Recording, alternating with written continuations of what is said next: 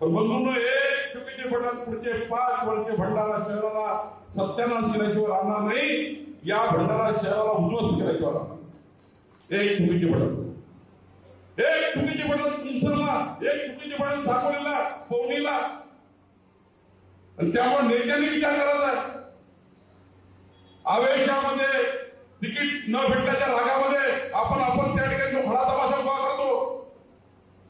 पण एक चुकीचं मत तुम्ही केलेली एक बंडखोरी ही पक्षाला किती नुकसान करेल, येणाऱ्या विकासाला किती नुकसान करेल.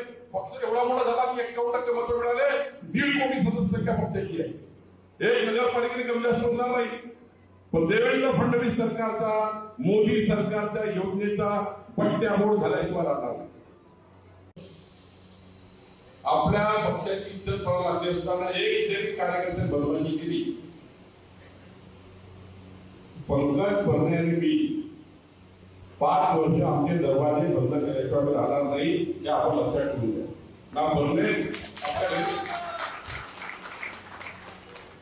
ना पंकज आणि मी आधी पोलिसांकडे मागवणार, आपले सर्व्हिलन्स पण टाकणार. तसे भंडाऱ्याचे सर्व व्हॉट्सअप ग्रुप सर्व्हिलन्स पण टाकले आहेत. कोण काय होतं म्हणतं व्हॉट्सअप. तुम्हाला काय वाटतं तुमच्या व्हॉट्सअप ग्रुप सर्व्हिलन्स नाही? कोण काय व्यक्त होतं आम्हाला माहित नाही.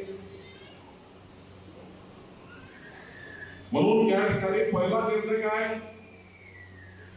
पहिला निर्णय काय आता सांगा ना. भारतीय जनता पार्टी लढवायची ना, तिने जाहीर लढवायची का एकच लढवायची. तुम्ही 51% लढाई लढा. मी पूर्ण सरकारचा जेवढा पैसा लागेल तेवढा मी भंडारा, साकोली, तुमचं पवनीकरता आंदोलन करणार. जेवढा नागपूरला न्याय मिळेल तेवढा भंडारा न्याय, जेवढा वर्धेला न्याय मिळेल तेवढा पंकज भंडारा न्याय देईल.